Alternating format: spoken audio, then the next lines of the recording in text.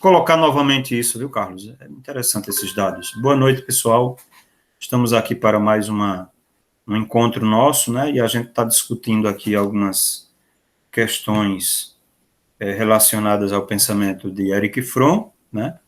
E do Freud, né? Nas últimas aulas nós tratamos um pouco da questão do antissemitismo, né? Da questão da análise do nazismo, né?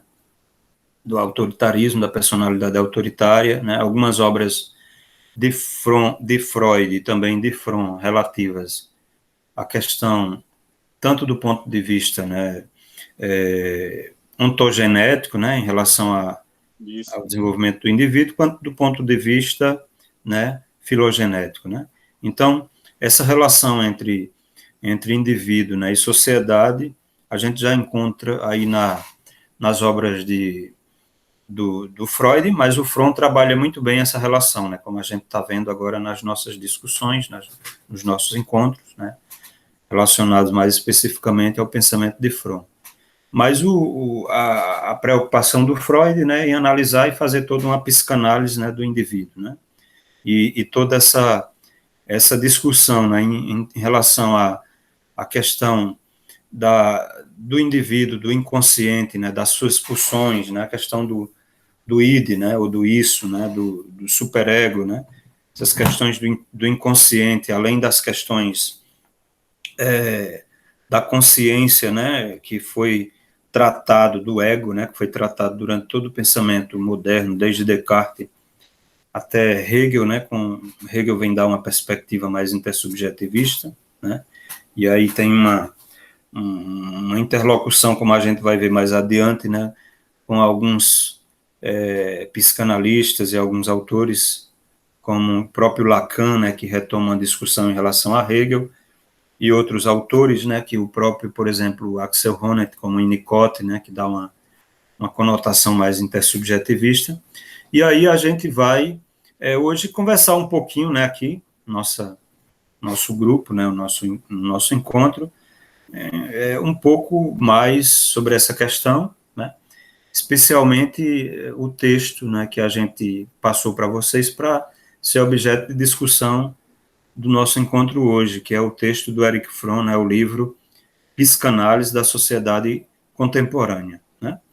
Então, eu vou passar a palavra, vocês estavam colocando algumas questões, né, o Alisson e o Carlos, antes de colocar aqui para gravar, a gente estava já conversando aqui, e vocês estavam fazendo uma análise bem interessante a esse respeito, né, o Carlos colocava umas questões, né, relativas à própria ascensão, né, do nazismo, né, desse pensamento totalitário, né, autoritário, né, e a figura do Hitler, dos livros, né, a figura do líder autoritário, né, e ele colocava umas questões, né, interessantes, né. E aí, Carlos, eu até gostaria de ouvi-lo novamente, porque eu achei interessante, né, antes da gente começar a aula, você e o Alisson estavam travando uma discussão, achei muito interessante. Você poderia... O Alisson arrematou e assim que eu terminar, o Alisson complementa, Alisson. Você estava falando. Lendo o texto por completo, professor Francisco, pós-Primeira Guerra e pós-Tratado de Versalhes, houve uma grande queda na moral alemã o Tratado de Versalhes foi muito ruim economicamente para a Alemanha, né? Mas durante o decorrer da década de 20, a Alemanha não ficou tão mal no decorrer da década. Ela foi indo num crescente paulatino, até 29, com o crash da Bolsa de Nova York. Com o crash da Bolsa, veio a derrocada, já tinha semente arraigada desde o Mein Kampf ali, desde o final da Primeira Guerra, que o Mein Kampf é de 23, né? Que Hitler escreveu, já estava tudo lá escrito. Então, uma meia dúzia de rebeldes, digamos assim, nazistas, né? A semente plantada, e aí essa semente implantada foi cultivada em que caldo? Depreciação econômica com o crash da Bolsa, então, derrocada econômica, financeira, alienou os pobres e a classe média. Isso aí, junto com a rebeldia ao Tratado de Versalhes, eclodiu a ascensão dos nazistas ao poder na Alemanha. Todo o Uhum. apoio. Então, classe média alta, classe alta e rico na Alemanha, em grande parte, não fizeram parte de todo esse caldo de ódio, digamos assim, né? Agora, Exceto as grandes empresas que ganharam me muito, permita, exceto as grandes empresas do sistema bancário alemão que ganhou dinheiro com a guerra, né? sim, me Então, permita dólar. um adendo, viu, Carlos? O Eric Fromm, nesse livro Psicanálise da Sociedade Contemporânea, ele chega a colocar que chega um determinado momento, né, de que essa burguesia aí, né, bem rica na Alemanha, ela acaba dando um apoio lá no finalzinho ao Hitler por conta de um certo receio, né, principalmente naquela época, né, você tem muito próximo aí a questão da Revolução Russa, aquela coisa, e o medo de uma derrocada do capitalismo, né? Eu não sei se você concorda com isso, assim, se na sua leitura, porque você coloca aí no momento final da sua fala essa questão de que são mais as massas, né? E aí até o Freud chegou a ver isso ainda, né? Como a gente viu em alguns textos. O último texto que ele começou a trabalhar ainda na Alemanha e depois ele conclui em Londres, né? Se dá justamente que é Moisés e a religião monoteísta, né? Que ele vai colocar algumas questões, como a gente já discutiu aqui, mas os textos anteriores, né? Inclusive do Freud, a gente percebeu que dá para fazer uma análise muito interessante em relação a essa mentalidade, né, e que você coloca muito bem aí na sua fala, que é justamente da população, as massas em peso, apoiar a figura do Hitler, né? Ele lá tanto em Totem e Tabu, como o texto que fala da psicologia do eu, né, e a análise que ele faz das massas, ele coloca essa questão, principalmente nesse segundo aí, né, a figura do líder, né, da figura autoritária. Lá em Totem e Tabu, ele fala ainda da questão do pai, aquele pai autoritário, que ele acaba fazendo uma relação com o líder, né? Então, essas massas, elas dão apoio em peso, né, a ascensão, né, do nazismo. E tem uma coisa que a própria escola de Frankfurt aí nesse momento, que tem uma influência marxista muito forte e que pensava ainda na ideia de um sujeito revolucionário, né, do ponto de vista histórico, que seria o próprio proletariado, né, eles acabam, principalmente Adorno e Horkheimer, você vê num pessimismo muito grande, né, em relação a isso, né, e a análise depois, por exemplo, como a gente vai ver em a dialética do esclarecimento, é uma análise extremamente pessimista, né? Acaba, como diz Habermas, eles acabam conjuntamente, Adorno e Horkheimer, né? Entrando num beco sem saída, né? Como ele diz, né? Porque passam a criticar, se utilizar da razão, né? Para criticar a própria racionalidade, e aí vem aquela recuperação, né? Do conceito de Max Weber de razão instrumental. Mas me desculpe, Alisson, você estava fazendo umas colocações antes da aula, uma interlocução com o Carlos, e eu acabei atrapalhando nessa essa, essa sua fala. Né? Eu gostaria até de ouvi-lo e depois a gente retoma, e posteriormente eu passo a tratar mais especificamente do texto Psicanálise da Sociedade Contemporânea, né? Mas aí a gente está ainda fazendo uma leitura e uma releitura dos textos passados, né? Que a gente acabou discutindo aí a relação entre Eric Fromm e Freud, e eu passo a palavra, né, ao Alisson. Ele estava fazendo umas questões e eu acabei atrapalhando, né, a fala. De forma alguma, que é isso, professor. Ao contrário, a sua contribuição para situar dentro do pensamento freudiano em relação ao, aos aspectos psicológicos do indivíduo no período da Segunda Guerra Mundial são importantíssimos, até porque o próprio Freud, quando teve que sair de Viena para a Inglaterra, ele já, vamos dizer assim, intuía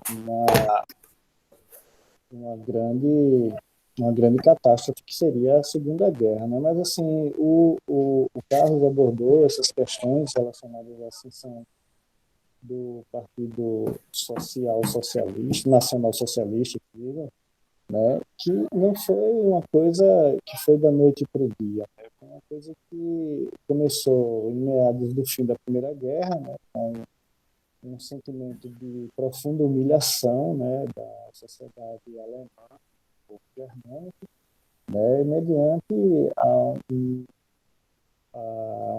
um tratado que os expoliavam, né, de todas as formas, e inviabilizava a retomada do crescimento econômico, né, da sociedade alemã como um todo.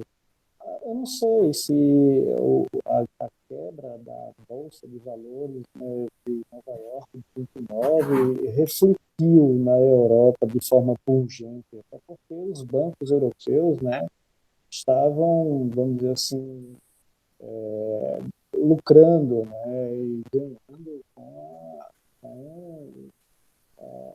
esse tratado de Versalhes, né, que a Alemanha foi forçada o tratado de rendição. Mas, com certeza, os Estados Unidos já se colocava no cenário, né, de uma potência econômica. Não era ainda consolidado, né, os países europeus ainda eram uma grande potência, né, principalmente a França, a Itália, mas que também tinham sofrido grandes baixas, né, por conta do financiamento da guerra. A respeito da obra do Hitler, né, do Mackenth, né, minha obra, meu trabalho, muitas vezes traduzido dessa forma, ele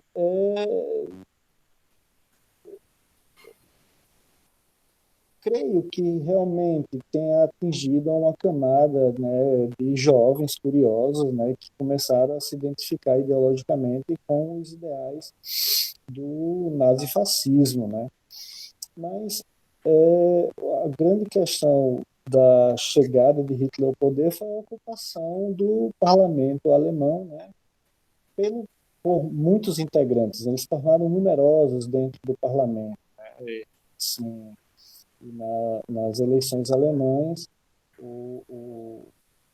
a imagem do Kaiser, né, eu não lembro o nome dele, estava desgastada diante da população, e o Hitler foi oferecido a Hitler a vice-chancelaria, né, e ele não aceitou, ele só aceitaria, né, a chancelaria. E, assim, houve também uma série de pressões sociais, né, por parte de grupos organizados, né, de milícias. A gente tem que entender que essa ideia de milícia vem daí, né?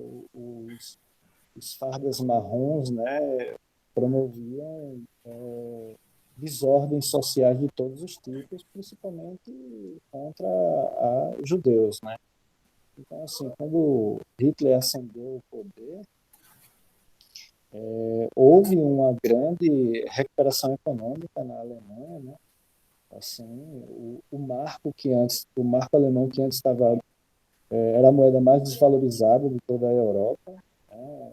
Ela passou a ter valor, né, por conta do crescimento industrial, principalmente da indústria, né, bélica, né? Hitler retomou o crescimento da indústria bélica, né, financiou todas as frentes, né, construção de estradas, né, e indústria automotiva também, né, para a gente ter ideia. O Fusca é um projeto alemão. Quem desenvolveu o Fusca foi o Isso Hitler, mesmo. né, um carro que pudesse cruzar o deserto sem uma gota d'água, né. O Fusca não tem radiador. O Fusca Verdade. é a refrigeração a ar, né, já prevendo um possível deslocamento de áreas que não tivesse água, né. Mas Hitler, ele achava que era um grande estrategista bélico, militar, quando não era, né? E ele não estava cercado por pessoas que realmente se interessavam com um Reich que fez em 1000 anos, ou coisa do tipo. Eram pessoas que estavam interessadas realmente em ascender socialmente e enriquecerem aos custos da guerra, né? Porque ainda tinham muito fresco a memória da Primeira Guerra. Então, também tem uma questão que eu vi na tese sobre a questão do complexo de Édipo, né, em que a sociedade europeia não tinha essa figura, né, a figura do pai, né, que era a figura que mantinha a casa, mas que na velhice esperava que o filho, né, os seus filhos o sustentassem, né, enquanto a mãe é aquela figura fragilizada dentro da sociedade, né, que tem um amor incondicional, né, em que pese essa figura do pai provedor e protetor da família, ela foi investida na figura do Führer alemão, né? Não era só o chanceler, mas era o pai da nação alemã, né?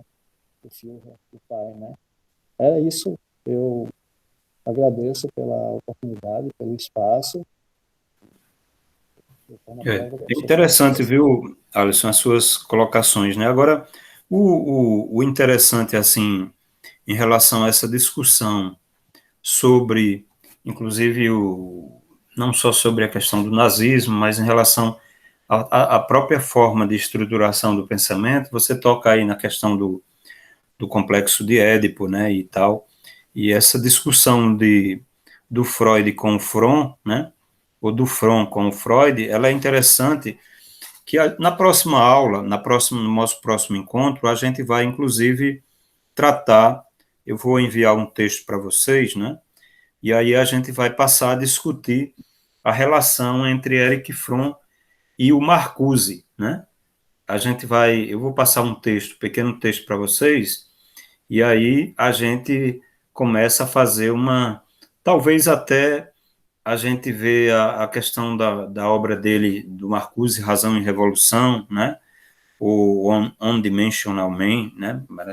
Parece que o título é esse do texto de Marcuse, né? Sobre o homem unidimensional, mas principalmente Razão e Revolução, né? Reason and Revolution, né? Ele faz uma discussão e tem todo um embate aí entre o pensamento de Marcuse e de Erich Fromm, ou de Erich Fromm e de Marcuse, né? Porque justamente essas questões que você está colocando, por exemplo, em relação à leitura que o Freud faz, tanto do indivíduo, né, como do ponto de vista da análise posteriormente feita, né, em relação à própria sociedade, em relação à própria análise, digamos assim, social, né, ou psicossocial, né, tanto do ponto de vista, como diria o próprio Freud, o Erich Fromm, tanto do ponto de vista ontogenético, né, como filogenético, ou seja, tanto do desenvolvimento do indivíduo como da sociedade, você tem uma discrepância e todo um embate aí desses dois autores em relação ao pensamento de Freud, né? Porque tanto Horkheimer como Adorno, eles tinham uma visão mais ortodoxa, né, de Freud, né? Assim, seguiam, digamos assim, a interpretação psicanalítica ao pé da letra, né? Assim, com algumas diferenciações, né? O Adorno, né? Também o Marcuse tem umas diferenciações, digamos assim. O próprio Erich Fromm faz umas críticas, né? Ao sofrer uma crítica e que o pensamento dele era culturalista, né? Que ele era neo-freudiano, era revisionista, né? Ele acaba, né?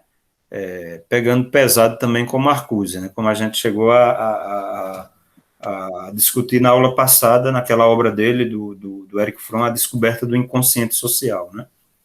E essa questão mesmo do complexo de Édipo, né, é uma das coisas que o Erich Fromm ele vai, inclusive, rebater, né? Ele diz que o Freud ele é muito voltado para a questão fisiológica, biológica, e dá uma visão muito sexualista, digamos assim, né, muito sexual, a psicanálise, enquanto ele coloca outras questões mais existencial, né, assim, a questão da própria questão da emotividade, do sentimento, né, da própria questão que ele coloca do ostracismo, né, algumas questões, digamos assim, muito existenciais, que são mais profundas para o indivíduo, né? Por exemplo, essa coisa mesmo de acompanhar o grupo, né? Como faz a população alemã, como vocês estão colocando, né? Enquanto uma visão mais freudiana coloca toda essa figura do superego, né? Do líder, né? A figura do próprio complexo de Édipo, né? Que você segue o líder como se ele fosse um sucedâneo do pai, né? E aquele indivíduo que você teme, né? E ao mesmo tempo se identifica com ele, né? Com medo segundo a visão freudiana, do ponto de vista individual, da castração, né? Você se identifica, né? Tem a questão edípica, da questão do amor pela mãe, né? A questão que passa a ser um tabu, né? Em Totem Tabu ele coloca essa questão, né? Justamente tanto a proibição ao incesto, né? Como a proibição ao parricídio, a proibição à matança do pai, a figura a proibição do canibalismo, né? Que lá em Totem Tabu bastante é clara, e você tem, né? Toda essa coisa que envolve, né, toda essa questão, como coloca Freud, né, muito edípica, né, de um complexo de Édipo e da castração.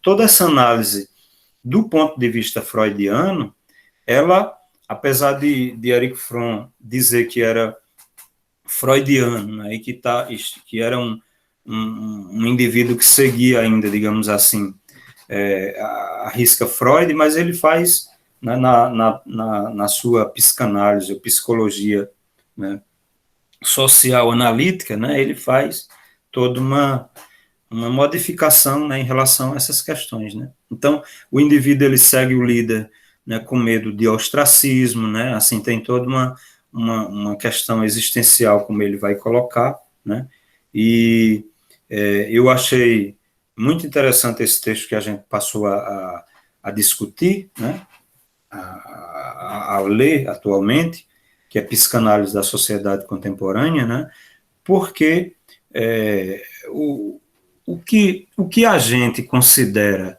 né, normal, digamos assim, e aí vem também ainda algumas diferenciações em relação a Freud e algumas aproximações, né, porque lembram que o Freud colocava que o indivíduo, né, sadio, o indivíduo, né, livre, era aquele indivíduo que ele seguia as suas pulsões, né, digamos assim, um suposto estado de natureza, né, um suposto momento anterior à criação da cultura, né, antes dos filhos matarem o pai e comerem a sua carne, aquela visão toda freudiana, digamos assim, ele tem uma visão tanto hobbesiana, como bem percebe o Erich Fromm, também russoniana, em algum aspecto, né? Porque o indivíduo é russoniano no sentido de que ele é livre porque ele segue as pulsões, os instintos do estado de natureza, né? É o indivíduo feliz e livre porque está seguindo os seus impulsos naturais. Ao mesmo tempo, é uma visão hobbesiana, por quê? Porque o homem vive homo hominis lupus, né? Vive num estado onde cada um pode devorar o outro, né? No sentido de que pode matá-lo, tomar o que ele tem, estuprar, né? Fazer o seu impulso natural e o que o mais forte for capaz de fazer e dominar os outros. E aí a criação da sociedade, o surgimento da cultura, ela para Freud ela é importante nesse sentido, né? O homem necessita da cultura, né? Mas ao mesmo tempo a cultura ela causa doença, né? Patologias no indivíduo, neuroses, né? porque o indivíduo ele tem que limitar essa sua pulsão natural, né? E aí a gente viu a importância, por exemplo, da sexualidade nesse sentido, né? Freud fala de uma sublimação, o indivíduo ele pode sublimar, né? Essa sua libido, né? Mas ele tem que usar, nem que seja uma pequena carga, digamos assim, do ponto de vista sexual, né? Assim, e aí quando o indivíduo que ele quer ser muito correto moralmente, né? Ele acaba descambando em uma vida neurótica, né? Uma neurose.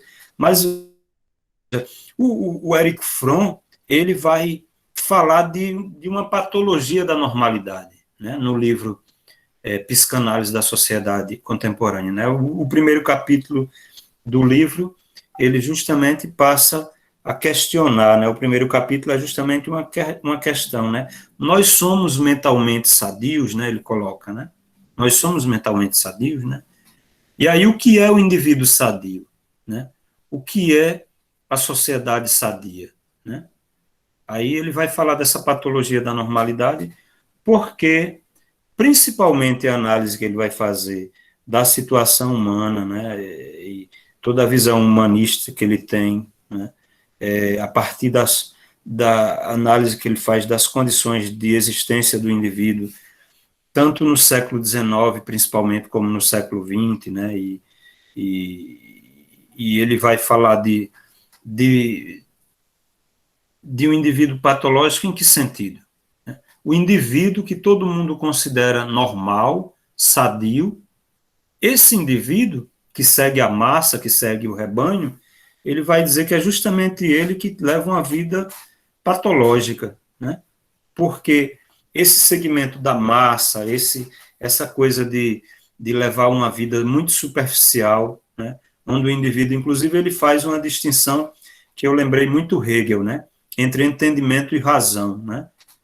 Ele diz o macaco, o animal, ele pode usar do entendimento, juntar uma vara com outra, porque não consegue pegar um objeto e consegue fazer determinadas coisas do ponto de vista que talvez a gente poderia até chamar de uma razão instrumental, né? Mas, assim, o entendimento muito parecido, assim, com a visão que o Hegel tinha em relação à visão de entendimento que ele associa muito a Kant, né, e à filosofia moderna, né? O entendimento como essa capacidade, né, de cálculo, né, essa capacidade muito instrumental, né, que a razão instrumental é capaz de exercer em relação ao mundo, às coisas. E a razão tem mais a ver com o significado que a gente dá à existência, né, do ponto de vista psicanalítico, do ponto de vista da forma como Erich Fromm vai analisar, e que Hegel dizia que a razão ela era essa que dava o sentido, né, o sentido mais geral às coisas. Mas você tem uma diferença muito grande. O Erich Fromm vai falar de ídolos, né? De ídolos. O indivíduo ele pode escolher ter relações com as outras pessoas, estabelecer relacionamentos humanos, ou ter uma atitude narcísica, né? O que é que ele recuperando Freud, ele diz, o que é que a gente poderia chamar de narcisismo? Lembra que Freud fala de uma visão de um narcisismo primário, que é aquela justamente do bebê, né? O bebê está com a mãe e ele mama, ele vê a mãe, o seio, como uma extensão dele, né? Ele não tem nenhuma uma noção de que ele e o mundo são diferentes, né? Há uma totalidade que é como se ele, a mãe e o mundo fossem a mesma coisa. Ele não se dá conta ainda dessa exterioridade. E o narcisismo secundário, que se torna algo patológico, que é associado à figura, por exemplo, de Fromm e de outros psicanalistas, de Hitler, de outros indivíduos, que é justamente aquele indivíduo, né, que não quer estabelecer o seu eu, né, e não tem uma relação humana com o mundo, com as coisas, né, de exterioridade. É aquele indivíduo, né, que ele é o centro, né, do mundo, do universo, e ele acaba tendo uma atitude, inclusive, muito destrutiva, como foi a figura de Hitler, né? Então, ele fala de vários ídolos, né? De vários... a tendência destrutiva do indivíduo, né? Em relação à diferenciação, por exemplo, da capacidade que ele tem de transcendência, a questão do arraigamento versus incesto, né? Tudo isso ele trata nesse primeiro momento, o sentimento de identidade que o indivíduo, desde Descartes, a gente fala muito da questão do eu, né? O indivíduo saber que eu sou eu, né? E ter uma relação comigo mesmo, né? Mais madura, e o indivíduo que segue simplesmente se conformando de uma forma gregária ao bando, né? Aos outros, né? Que é justamente essa figura que você estava falando, você e o Carlos do indivíduo na época do nazismo, né? Que se identifica. Então, todos esses momentos e ídolos que ele vai falar, né, e diferentemente, por exemplo, da visão freudiana em alguns aspectos, a análise dele, é muito importante para a gente fazer uma análise. Eu acho que o Erich Fromm é muito atual ainda, como o próprio Freud, né, ainda em alguns aspectos, para se fazer uma análise, né, da sociedade de um ponto de vista psicanalítico, né, e a escola de Frankfurt e a teoria crítica, nesse momento, ela está preocupada com isso, né, de estabelecer essa relação, né, entre subjetividade e objetividade, psicanálise e filosofia social, ou sociologia, né, assim.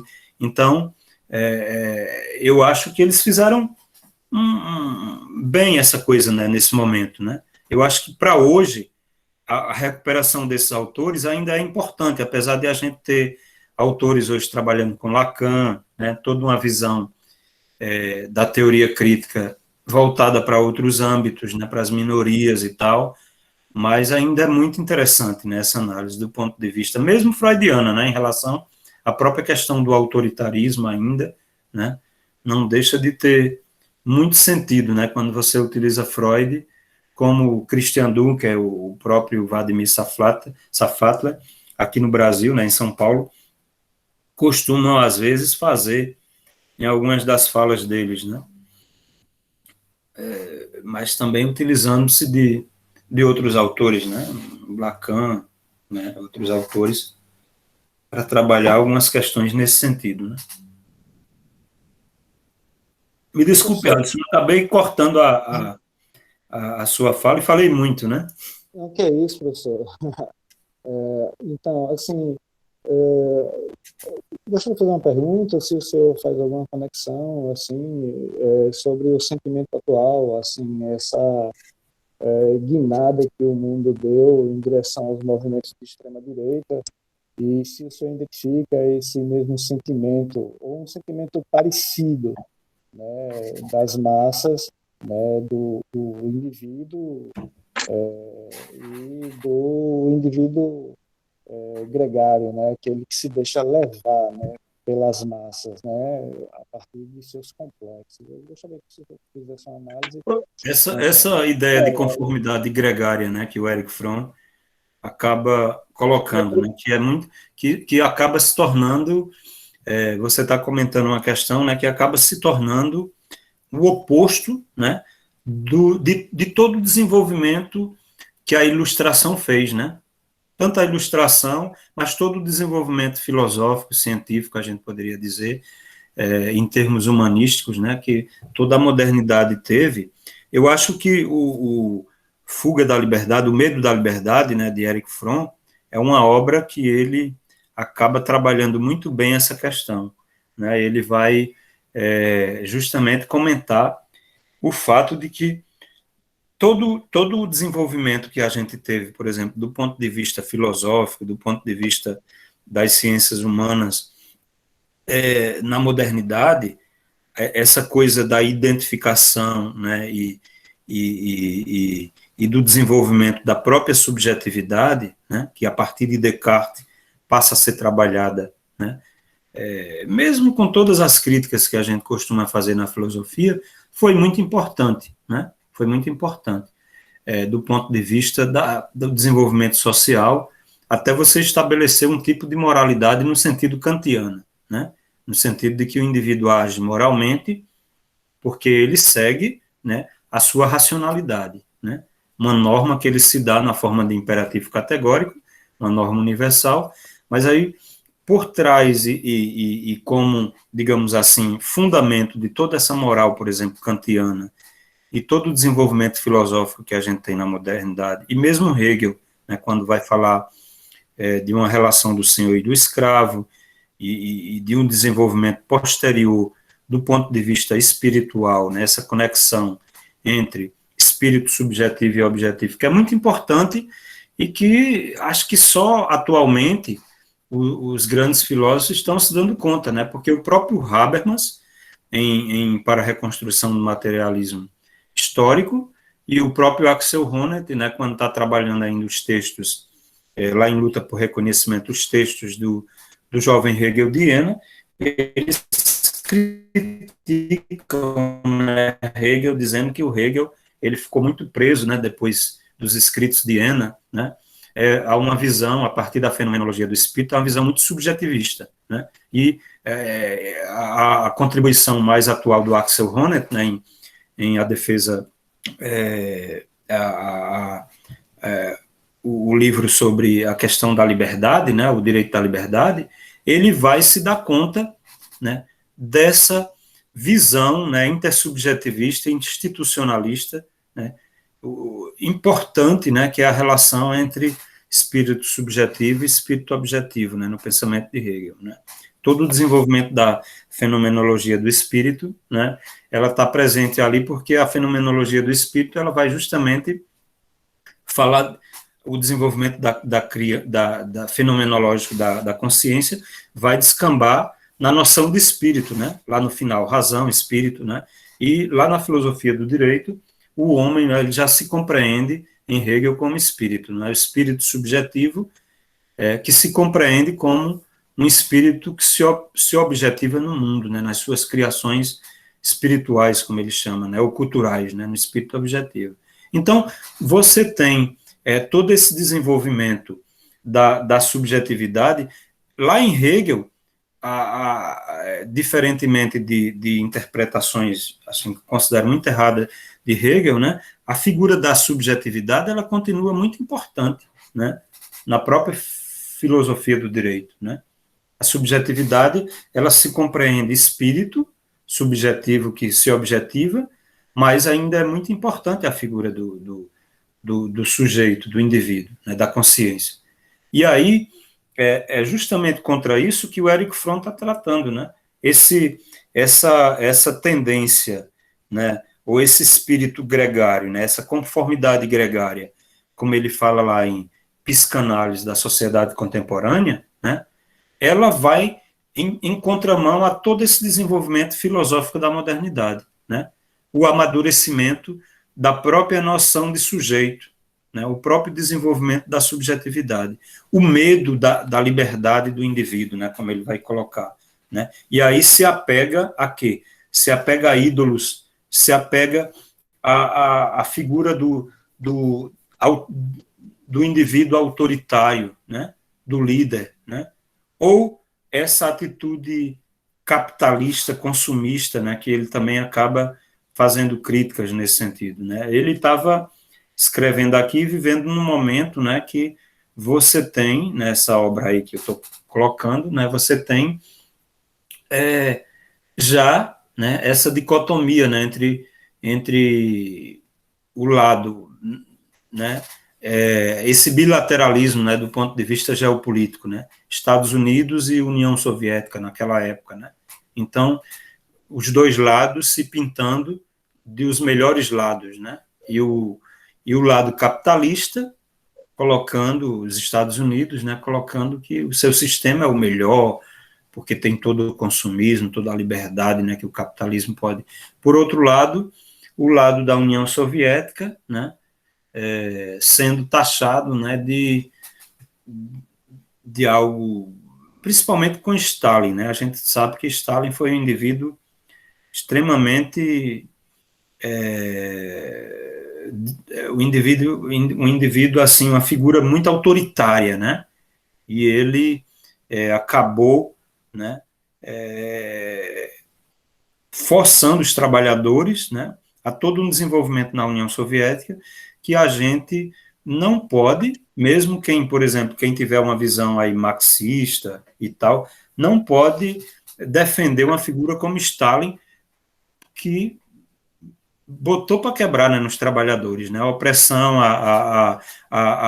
a construção da União Soviética foi em cima da exploração do trabalhador, né, do trabalho, né? Então você não tem um trabalho muito humano, né, valorizando a figura do indivíduo, do trabalhador nesse sentido, né, como, por exemplo, o próprio Erich Fromm, quando vai falar do trabalho, né, numa perspectiva marxiana, colocar a importância do trabalho, né, para a própria construção do indivíduo, do sujeito.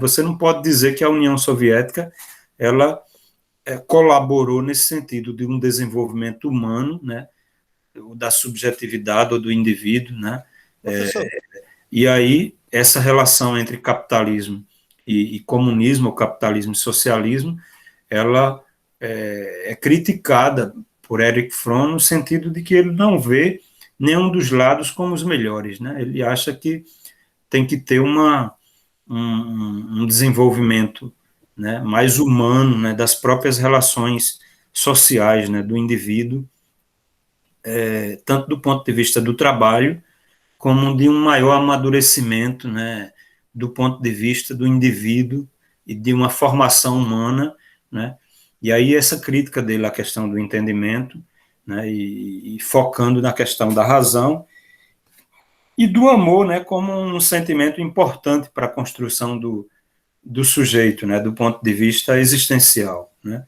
Vocês lembram lá que o Hegel, ao fala do amor lá na relação de família, né, como algo muito importante dentro da família burguesa, né, para a construção desse próprio indivíduo, né, na sociedade, tanto no âmbito da família como no âmbito da sociedade. Aqui você vê o Erich Fromm, né, em Psicanálise da Sociedade Contemporânea, colocando a figura do amor como algo extremamente importante também, né, além dessa postura do ponto de vista existencial, né, de uma racionalidade, né, que reflete de um indivíduo e do ponto de vista subjetivo reflete, né, sobre sua própria existência, e não se conformando ao rebanho, né, e a essa atitude conformista que ele trata no livro, né, ele dá até o exemplo de alguns indivíduos lá que compram casas em determinados condomínios lá nos Estados Unidos, né, e que todo mundo passa a exercer uma atitude muito conformista, né, na vizinhança, e que se você não tinha aquela atitude, né, você passa a ser rejeitado, né, pelos outros, né. Então, a atitude do rebanho, né.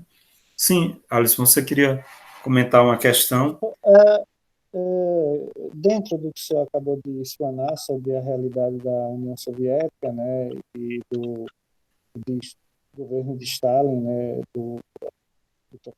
do totalitarismo stalinista, né, eu costumo pensar sobre isso, sobre assim, o aspecto em que o cinema e toda a indústria cultural expôs o lado soviético como o lado mau da história, né? Até mesmo, parece que a escola de Frankfurt, né, os pensadores depois teceram esse mesmo comentário, né?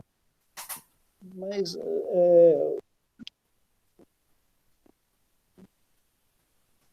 a Terra da Liberdade, então, que os Estados Unidos se autoproclamou, né, e propagandeou para o mundo, né, do sonho americano, na realidade ela não tinha nada disso, né? Ela fundamentava isso com base na propriedade privada, em que você vive num país em que você é dono, né, assim, de algo, né? Enquanto na União Soviética os bens materiais, assim, em sua maioria, principalmente dentro de uma ótica de uma economia planificada, pertence ao povo, né? Pertence, apesar de que é sabido que existia uma elite econômica na União Soviética, né? Principalmente a elite militar, mas assim, e que constituíam o núcleo do poder, né, na época de Stalin.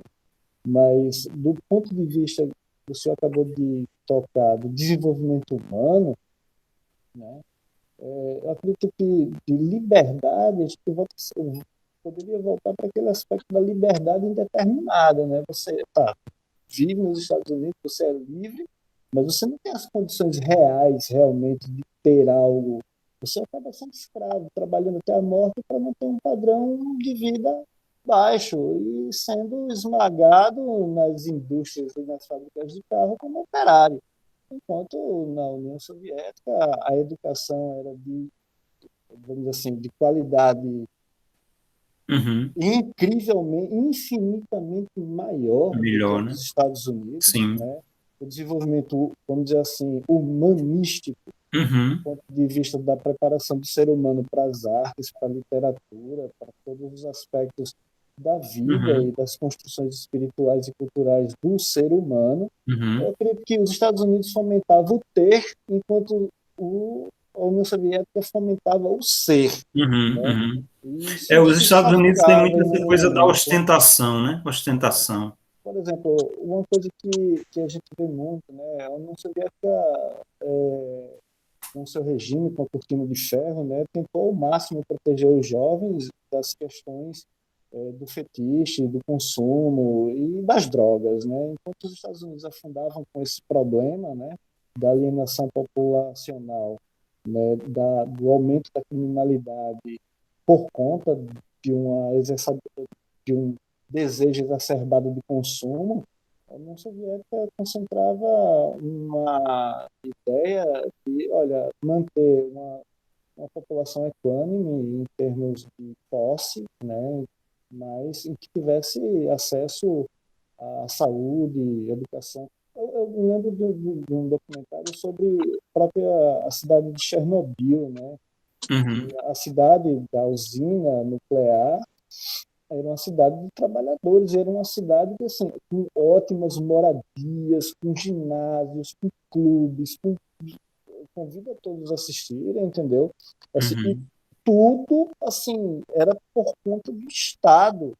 Entendeu? Então você tem saúde de ponta, educação de ponta, tratamento psicológico, sabe? Agora que vamos dizer assim, suprimia esse desejo, né? Essa liberdade indeterminada, né? Que o ser humano tem, né? De possuir, de ser dono. Né? Enquanto o Ocidente, né? Por isso que era tão atraente, né? Por isso que muitas pessoas morriam tentando pular o muro de Berlim ali, né? E eram fuziladas ali porque queriam ir para o lado ocidental, né? Onde eles poderiam ter posses, né? Assim, crescer economicamente, se destacar, né?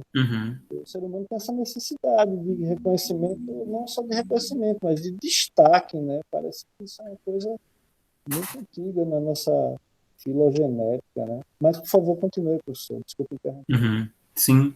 Não, mas é interessante, né? Eu acho que também o Erich Fromm, a crítica que ele acaba fazendo, né, em relação a essa questão, inclusive da própria União Soviética, né? Toda essa crítica, como eu estava fazendo, né? A partir da perspectiva de Erich Fromm, né? Ele acaba sendo influenciado de uma forma ou de outra pela perspectiva americana, né? Assim, ele vivia nos Estados Unidos, né? Então essa crítica é muito forte lá nesse momento, né? Assim, de que na União Soviética não existe liberdade, né? Que Stalin é um ditador, né? Que os governos posteriores também, né? Assim, então você tem toda uma visão que até hoje, por exemplo, os Estados Unidos faz com qualquer adversário, né? Você tem agora, por exemplo, a China se elevando e a Rússia, né? Também articuladas, inclusive, né? A própria, eu estava lendo agora há pouco, a China e a Rússia estão articulados, inclusive, até para criar uma usina nuclear na Lua, em Marte, né? Para poder Achei que as você fosse duas, falar né? sobre a nova moeda, professor. Eles estão querendo colocar de lado o dólar, né? A moeda mundial. Né? Se eles fizerem isso, nossa, vão detonar com o poderio americano, né? Porque se vocês pensarem bem, né?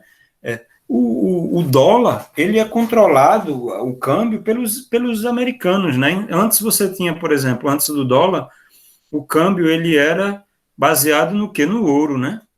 Então você tinha o total de ouro que você tinha acumulado de riqueza no país. Reservas de ouro por reservas de dólar, né? E pois as reservas de ouro foram depositadas no Banco Nacional dos Estados Unidos.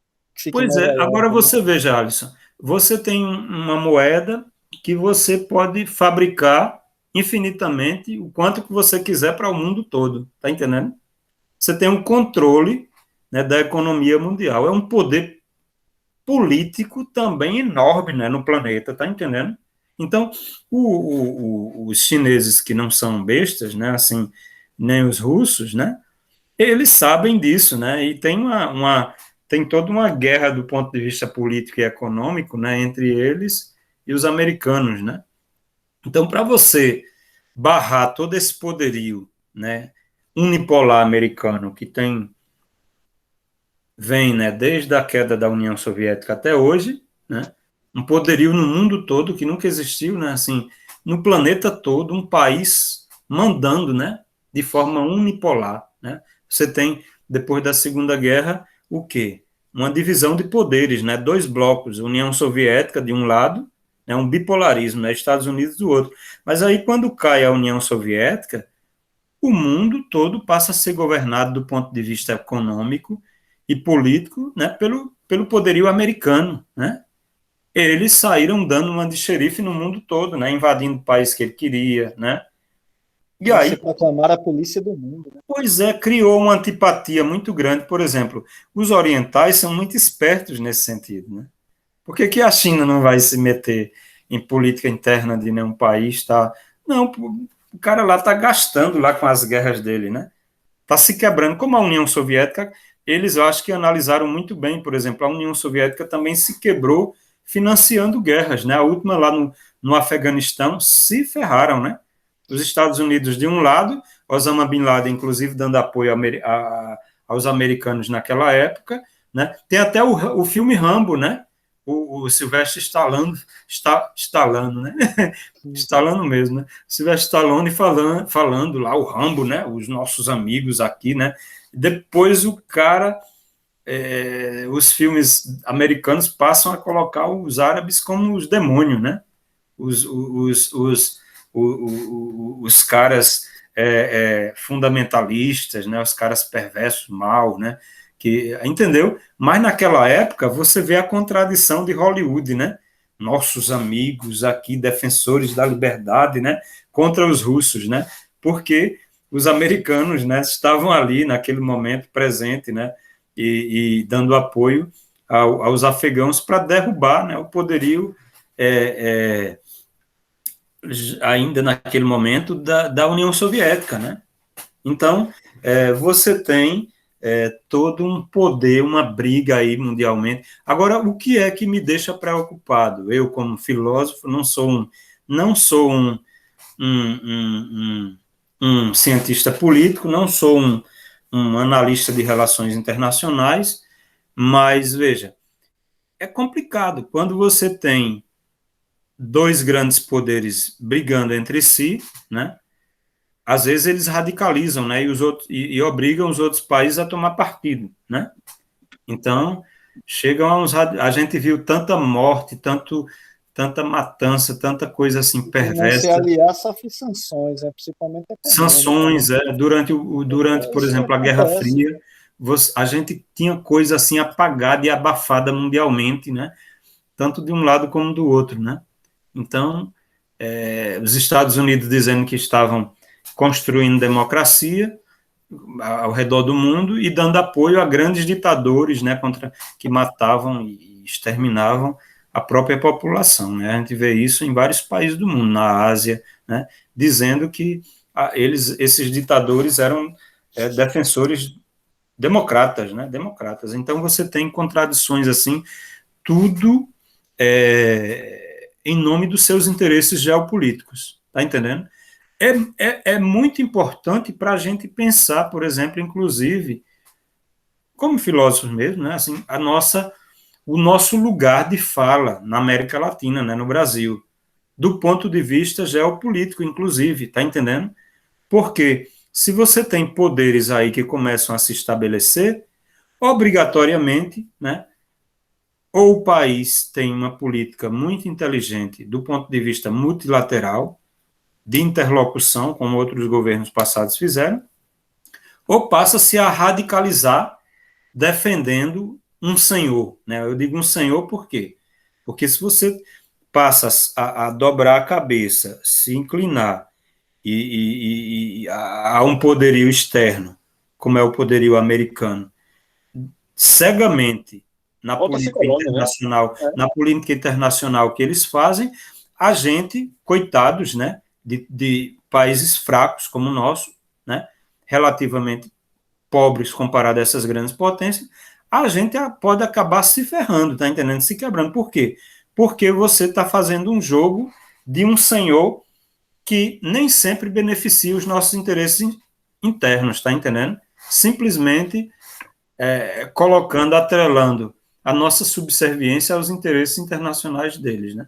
Como é o caso dos americanos. Eu digo isso porque o próprio Carlos me colocava há 2 semanas atrás que, por exemplo, o FBI, né, veio aqui no Brasil, A CIA. foi a CIA. Pois é, qual o interesse dessa galera vir para cá, tá entendendo? Por exemplo, quem deveria ter uma relação de chefe de Estado com outro chefe de Estado era Biden e o governo nosso atual. E não a CIA vir aqui, porque essas agências, elas fazem, a gente, se vocês forem analisar toda uma análise de grandes intelectuais e só fazer uma análise, uma constatação real, você vê que eles fazem um jogo muito sujo, essas agências, como a própria CIA, a nível internacional, entendeu? Muitas vezes. Só com os interesses geopolíticos e estratégicos, está entendendo? Militares, né? Deles, colocando em primeiro lugar os interesses deles, está entendendo? E não de aliados, supostos aliados, e principalmente quando esses supostos aliados são países fracos como o nosso, como nós, né? Que nem uma bomba atômica a gente tem aqui, né, para afirmar, né, interesse. A própria Coreia do Sul, um paísinho desse tamanho, mas consegue se estabelecer, né, a sua vontade, o seu interesse, aliado à União à Rússia, aliado à China, e a gente não, a gente se faz de joguete, dependendo do governo que esteja no poder, né, e isso é terrível, né, para a população, né, e para a gente, entendeu? Eu acredito, professor, que assim, há um tempo atrás, né, a gente tinha vamos dizer assim, parecia que estava se direcionando, né, para esse programa nuclear, né, quando os governos passados estreitaram sua relação com o Irã, né, que estava num processo avançado de enriquecimento de urânio, né, e o Brasil tem Sim. minas, né, desse minério. Na verdade, o Brasil é rico em todos os minérios, né? Pena que nós não temos capacidade científica ou tecnológica para explorar e extrair o seu valor. Mas eu creio que, assim, futuramente, essas representações de valor, né, ouro, dólar, elas vão dar lugar a outras representações, né? E, assim, os países que ainda forem alicerçados nessas bases, assim, acho que o futuro ele vai ser mais de ordem energética. O país que tiver maior suficiência energética, ele vai ser a grande potência, né? E assim, os Estados Unidos eles realmente firmaram, né, a sua hegemonia tanto no aspecto cultural como econômico, né? A moeda do mundo se tornou o dólar e a língua mundial se tornou o inglês, O né? inglês, é. Se a gente É um pensar, poderio muito grande, né? e outra, no mundo todo tem McDonald's, tem toda a quinquilharia americana, até no próprio Vietnã, né, que era um país comunista, tem McDonald's no Vietnã, viu, galera? Tem tudo, tênis All-Star, passa a liga de basquete lá. Então, assim, incrível como não é mais essa discussão ideológica, né? Acho que Você está muito vê, mais Alisson, fundamentada nessa questão a, bélica, né? Em que, como eu diria, a paz é mantida pela ideia de que o outro também está armado, né? Então eu não provoco para não sofrer, né, retaliação. uhum. Você vê essa supremacia até em alguns detalhes, né? Por exemplo, você vai para os Estados Unidos, para o Canadá, esse país de língua inglesa, né? Você vê o número de asiáticos, né? Principalmente chineses, mas coreanos também, né? E japoneses e outros, aprendendo inglês, né? Já bem jovens, né? Assim, eles mandam os filhos, né? As classes mais abastadas. Todo mundo faz isso, né? América Latina, vários países do mundo, até o Irã, né? Eu vi muita gente lá do Irã e de outros países árabes, né? Eu vi muitos árabes e tal, mas principalmente você tem chineses, né? Coreanos, né? Japoneses. Né? Então, a supremacia, né? Você vê que ela tem uma relação muito grande com essa questão da língua, né? Como você falava, né? A moeda, né? Que o dólar, né? Acabou do ponto de vista econômico, sendo a moeda utilizada mundialmente, né? Mas a língua, né? O inglês. Você vê uma tentativa de contrabalancear esse poder, foi a própria criação do euro, né? Na Europa, né? O euro. Mas os chineses, os russos, o pessoal na Ásia, eles não estão fazendo uma coisa diferente, né? Entendeu? Os europeus, que são aliados dos americanos, já fizeram isso bem antes deles, né? Com a criação do euro, né? Porque você tem no mundo todo o dólar sendo usado, né? Mas a própria Europa, né? O euro, a libra esterlina, me parece que é isso, né? Na Inglaterra, né? Que é uma das moedas mais caras, digamos assim, né? O valor, um dos valores mais altos, assim, quando comparado à cotação com a nossa moeda. Sempre quando eu ia ver o câmbio, né, assim, a moeda inglesa estava era muito mais cara do que o dólar ou do que o euro, né? Mas o que eles estão fazendo é justamente isso, né? Porque aí acaba, além de, além de tirar essa dependência do dólar, né? Você tem também uma derrocada, né, do poder americano, né, do ponto de vista econômico. Isso é política, né? Isso é política. Mas entra sempre no campo das representações em que dos valores que os seres humanos assim têm e mantêm há séculos, né? Assim, o mundo na era moderna se organizou em blocos econômicos, né? Assim, um certo tempo, o tigre asiático, né? A União Europeia e, e outros blocos. E agora, com a saída da Inglaterra do bloco europeu, né? Porque a Inglaterra antes fazia parte do euro e não faz mais, Uhum. né? Fazia Isso, parte da União Europeia, né? exato. E Uhum. aí contribuiu para fragilizar, né? Essa A multa foi grande, né, ali, né?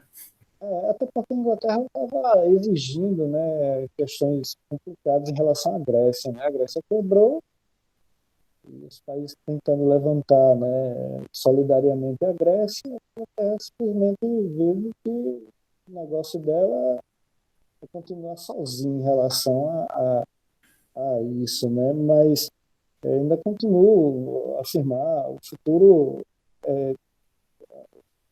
o valor vai estar moedas vão ser criptomoedas. Não vai existir mais essa questão física do papel moeda. Vai ter alguma conversão política, alguma coisa que represente, simbolize. Qual vai ser a relação? Qual é o parâmetro de valor? Não vai ser mais uma onça de ouro, não vai ser mais um quilo de ouro. Entendeu? Vai ser alguma coisa relacionada ao tempo humano, a escala, a escalabilidade da importância do trabalho, da ordem do trabalho humano, além dos dados. O futuro ele caminha para o valor dos dados. Agora veja, levando em conta ao próprio texto que a gente está trabalhando aqui do Erich Fromm, né, porque tem uma preocupação muito grande com a questão da subjetividade, né, do indivíduo dentro desse contexto, né? Você veja, eu não sei se vocês perceberam, a leitura que eu fiz do texto do Erich Fromm, Psicanálise da Sociedade Contemporânea, que ele justamente pretende, né, ele tem essa tentativa, né, de estabelecer uma relação entre esse indivíduo que está sendo psicoanalisado, né, e essa sociedade, né? Então você tem o que é um indivíduo sadio dentro desse tipo de sociedade como a gente, né? Porque você tem o que é o indivíduo doente, né? Nós somos sãos, né? Nós somos doentes. Qual o tipo como é que a gente poderia dizer que a nossa sociedade é sã? Né? Assim, o Erich Fromm ele tem essas perguntas, né, em relação ao tipo de sociedade, e hoje, muito mais, né, ele fala de supercapitalismo, né, ele faz toda uma crítica em relação a esse espírito conformista, né, a esse espírito consumista, né. Se vocês forem analisar o texto dele, né, que ele lá tem ainda toda uma visão, uma influência marxista, né, marxiana, e acaba direcionando a ideia para a ideia de um socialismo, né, de uma solidariedade humana, de um humanismo, né, existe toda uma visão que eu considero assim um pouco utópica, né, como todos esses autores da época, eles tinham uma visão bem utópica, assim, né, de construir um tipo de sociedade onde o homem não fosse explorado, né, onde o espírito da solidariedade ele reinasse, né, onde as relações de trabalho elas pudessem ser mais humanas, né, e inclusive do ponto de vista do indivíduo, da subjetividade humana, elas tivessem uma importância, né, esse trabalho na construção da subjetividade humana. Se a gente fosse analisar hoje, porque veja, é uma obra escrita há muitos anos atrás, né? É uma obra escrita, né? Você na década de 70, de 80, já era bem diferente, né? E Se hoje, chama só 2000, né? Psicanálise da Sociedade Contemporânea, né, professor? Contemporânea da década de 60, né? Pois é, contemporânea daquela década, né, de 60, né? Se não me engano, 68, né, a obra, não estou Esse aqui livro com que você mandou é de 61. Como? Esse livro que o senhor mandou para a gente é de 61. 61, né? 61. Pois é, Pois é. você veja, a época da Guerra Fria, né, que ele está falando muito ainda dos blocos, né, dessa capitalismo e socialismo, comunismo, né, que até a gente comentou aqui, né, ainda está muito dentro do contexto da Guerra Fria, né, as experiências, né, tanto do ponto de vista da indústria, né, nos países, ele fala da Inglaterra, né, da questão trabalhista na Inglaterra, fala nos Estados Unidos, a experiência de algumas empresas, né, de tentar fazer a coisa mais compartilhada, né, assim, com os trabalhadores, né, mas você tem, por outro lado, né, aquela visão, tem todo um desmascaramento, né, da figura de Stalin ainda, né, então tem toda essa crítica em cima mas ainda tem a questão dos blocos, mas veja, o que eu estou colocando para vocês é que a análise do Erich Fromm, apesar de ser ainda do início da década de 60, né, levando em conta todo esse contexto, né, pós-Segunda Guerra Mundial, todo esse contexto aí daquela época, ela ainda é muito atual, né? Atual em que sentido, né? Não no sentido da gente repetir, digamos assim, experiências ou algumas questões que ele analisa no texto daquela época, né? Mas no sentido de que ele está analisando a questão do próprio capitalismo, né? Das próprias patologias sociais criadas pela própria sociedade capitalista, né? Ele está analisando isso bem na sua, digamos assim, no seu núcleo, na origem, digamos assim, de todo esse desenvolvimento tecnológico que a gente tem hoje, né? Entendeu? Então, toda essa coisa do conformismo, da exploração do trabalhador, né? Do que o indivíduo passa a ser um indivíduo no meio da massa, né? Essa coisa do conformismo, né? Essa coisa da perca da subjetividade, né? Do indivíduo que não é capaz de raciocinar do ponto de vista racional, né, que é manobrado e elevado, né, executa funções, usa do seu entendimento na execução dessas funções, né, mas também é um indivíduo incapaz de amar, como ele coloca, né? Por quê? Porque as relações são relações assim, digamos assim, no sentido freudiano, né?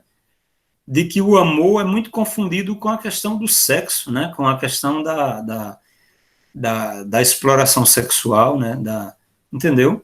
Então, ele chega a fazer umas análises muito nesse sentido, a questão da própria futilidade, né? Dos relacionamentos, né? O Fromm Então, critica isso, né, do Freud, isso é né, muito professor? atual ainda, né?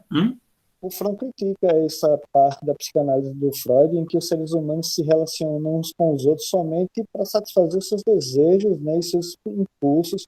E o Fromm coloca que os seres humanos Inclusive, se Alisson, relacionam uns com os outros porque tem O egoísmo pessoal, né? é o egoísmo pessoal. Assim, os seres humanos se relacionam uns com os outros porque, antes de tudo, são animais sociais e que se fazem humano através do outro humano. Não é?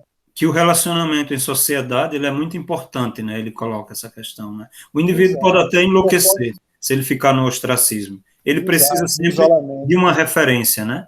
Ele De precisa ter a sua sempre consciência ser reconhecida e do afeto, né, do grupo, né? do afeto, justamente. É E uma coisa enquanto importante. E a crítica dele, nesse sentido que você está colocando, inclusive em relação a Freud, é o fato do Freud ele dizer, fazer identificar a questão do amor com o sexo, né? o Freud ele diz que assim o afeto você só tem no núcleo familiar, né?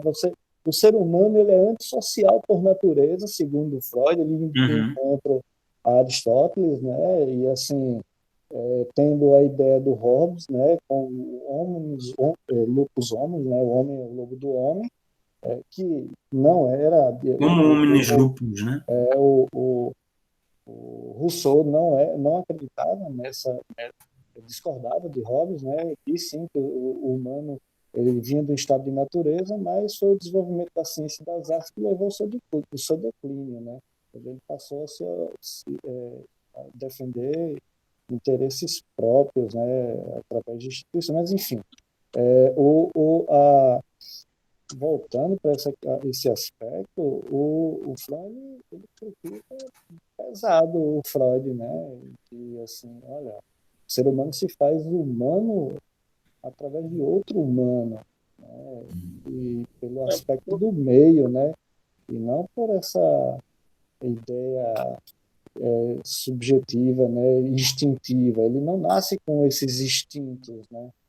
Assim, ele até dá um exemplo interessante que eu vi na tese que imagine uma sociedade que ela é voltada para a guerra, para o conflito, em que a todo tempo é uma sociedade bélica em comparação à sociedade pacifista, né? Uma sociedade pacífica, né? Então, assim, dentro de uma sociedade em que esses valores e esses sentimentos de conflito elas são alimentadas, né? Essa sociedade ela vai desenvolver sentimento de ódio, né? De destruição, enquanto na outra sociedade em que as pessoas se relacionam a partir do afeto e da solidariedade, né, elas vão ter uma realidade contrária à outra, né? Então, não é o indivíduo que traz no seu nascimento, né, esse instinto de morte, né, de destruição. Mas isso vem da sua carga histórica e cultural, né? Sim. Professor Francisco, Pois não. veja só, professor, eu estava falando aqui, e eu estou olhando aqui, na página Hum, 268 desse livro, hum. o próprio Frank, ele é marxista, né? É. Mas observando que final da década de 50, o Fron já não estava mais nos Estados Unidos. Eu acho que Uhum. ele voltou a morar na Europa. Ele morou um tempo no México. Para fazer o resumo hoje, eu dei uma olhada nesse aspecto biográfico dele. Ele, 268. ele foi para os Estados Unidos em 34, se naturalizou americano, casou com uma americana, a americana morreu, ele foi morar no México. Ele perambulou. Depois ele morreu na Suíça, salvo o melhor juízo. Uhum. E ele defende aqui o socialismo, o marxismo. Então, Sim, sim, ele sim. não poderia ter escrito esse livro, inclusive aqui esse livro é todo arriscado, não sei se foi pelo senhor. Não, Ele não. defende. Discutimos no capítulo anterior as 3 respostas para a solução do problema da insanidade atual. É a página 268, o socialismo como Sim, sim, problema. sim. Sim. A solução totalitária, seja ela do tipo fascista ou stalinista, só conduz, obviamente, à insanidade e à desumanização. A solução pelo Sim. supercapitalismo só aprofunda a patologia inerente ao capitalismo. Uhum. Aumenta a alienação do homem, sua automatização e completa o processo de sua formação em Uhum. servo do ídolo produção. Professor, Sim. isso todo dia você está falando, todo mundo está falando aqui. Você vê, o capitalismo ele sobrevive sob uma premissa muito simples. Uhum. É crise, não é isso? Sim, Ele se sim. baseia em crise. Para o capitalismo sobreviver, ele tem que ter uma crise. Sim. E o colonial, o predomínio americano sobre a moeda do dólar. Uhum. Se não fosse essa. Um tremendo serviço midiático. Agora, o que eu fico imaginando, professor, Ele é, fala de um socialismo comunitário, viu, Eric Fromm, né? Fala não, sobre ele fala aqui, tá? Eu li um pequeno trecho, mas está tudo arriscado aqui, Sim, sim. sublinhado, e ele fala, eu vejo produção, economia planificada, né? Uhum. Socialização, segundo o socialismo marxista, uma sociedade socialista seria construída com base em 2 premissas. Uhum. Socialização dos meios de produção e distribuição, é uma economia centralizada e planejada. Marx e os primeiros socialistas, você vê, professor, Marx é um ser entre aspas, Uhum. desaparecido da mídia mundial e do estudo.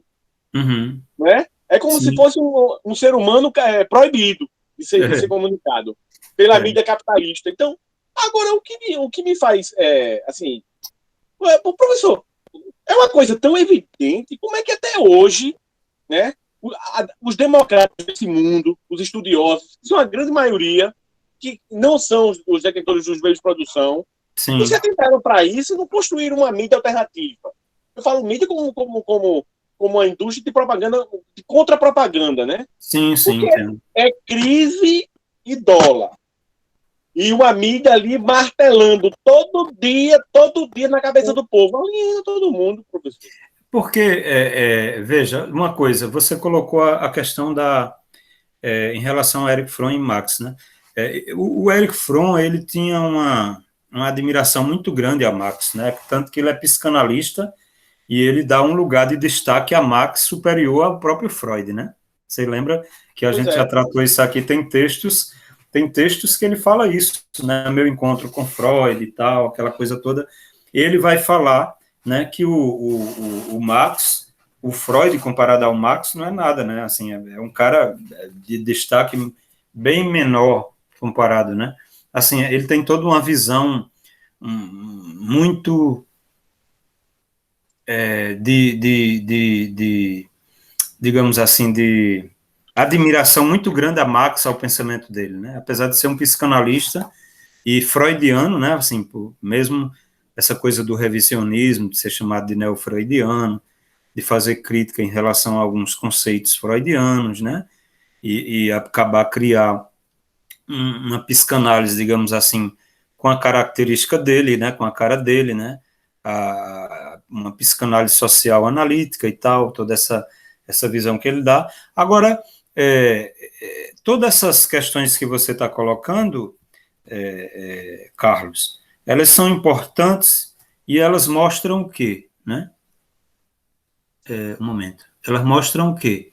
Elas mostram, do ponto de vista histórico, do ponto de vista social, do ponto de vista político, todo um jogo, uma guerra de interesses, né? Porque para o capitalismo ele se manter com todas essas crises, com todo esse poder que ele tem até hoje, né, e que continua e vai continuar, né, a gente não se engane, mesmo com todo o desenvolvimento, as críticas feitas pelos intelectuais, grandes intelectuais, né, que sempre se colocaram do lado, né, de uma visão intelectuais mais radicais de esquerda e outros nem tão radicais, né, mas que você tem até o próprio Sartre, né, por exemplo, que é um existencialista, tal, todos eles se colocam. Foucault fez parte do Partido Comunista Francês, né, mesmo esses autores tendo, por exemplo, como Foucault e outros, né, tendo tido uma perspectiva própria posteriormente, né, mas eles tiveram toda uma adesão ao pensamento do Marx, né? Mas o que é que ocorre? Essa briga, ela não é só ideológica, ela é uma briga real, ela é uma briga material, física, ela se dá no confronto de pressão política, de pressão econômica, né? De ameaças, né? Então você tem uma verdadeira, durante, por exemplo, durante a Guerra Fria, você tinha, meu amigo, um jogo sujo por baixo dos panos. A mídia tentava esconder, né?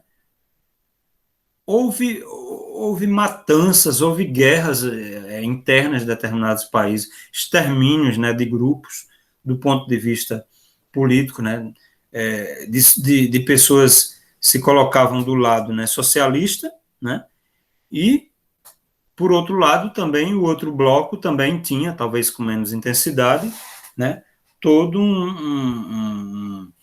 ou talvez nem tanto com menos intensidade, toda uma defesa, né, tanto que a União Soviética quebrou, né, apoiando vários países, né, e governos, né, que apoiava a sua forma de governo, né, de regime. Agora, o que a gente vê hoje, ela é uma coisa diferente, né? É uma briga pelo poder, mas você não pode dizer, por exemplo, que a China, né, ela é um país socialista, é um país comunista. Você tem um Partido Comunista Chinês. Mas dizer, poxa, a China tem um partido comunista e ela quer divulgar ou quer estabelecer o comunismo no sentido marxiano no mundo afora. Não existe, está entendendo essa coisa? O Partido Comunista é um partido chinês, é um partido simplesmente, do ponto de vista estratégia e governo, e do ponto de vista da economia, são eles que dirigem, né, o país, está entendendo? Dão as diretrizes, né? Mas qual é o tipo de, por exemplo, de relação estabelecida mundialmente, inclusive da China com outros governos? São relações econômicas, né? Não são relações do ponto de vista ideológico. Olhe, vocês apoiem o nosso sistema de governo, o nosso socialismo com característica chinesa própria, né? Baseado no pensamento de Mao Tse Tung, né? Entendeu?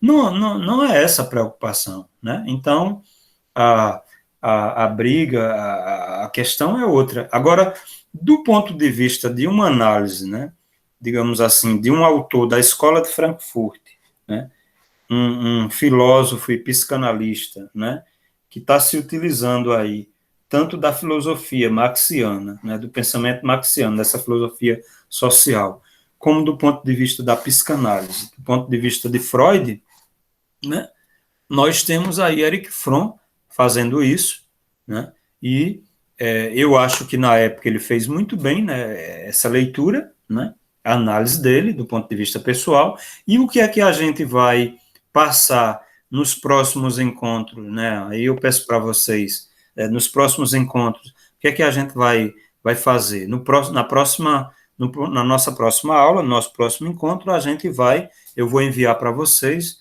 já vou procurar agora um texto que é justamente essa discussão, né, entre Erich Fromm e Marcuse, né, em torno, né, dessa leitura de Freud, né, dentro da teoria crítica, né, dessa primeira geração, né, da Escola de Frankfurt. Ok, pessoal? Eu vou até... Ele faz até um adendo aqui nesse material, na monografia lá, viu, professor? Sim, sim. É? Sim. Em sentido contrário, seguindo a Angela Marcuse, a defender a posição freudiana, tá. Uhum. Sim. Pessoal, eu acho que a gente poderia, eu poderia encerrar a gravação para ela não ficar muito ampla, e a gente continuar aqui para comentar algumas questões a mais, né, e direcionar nossas próximas aulas, tá certo? Tá ok. Eu vou concluir a nossa gravação da aula de hoje, interrompendo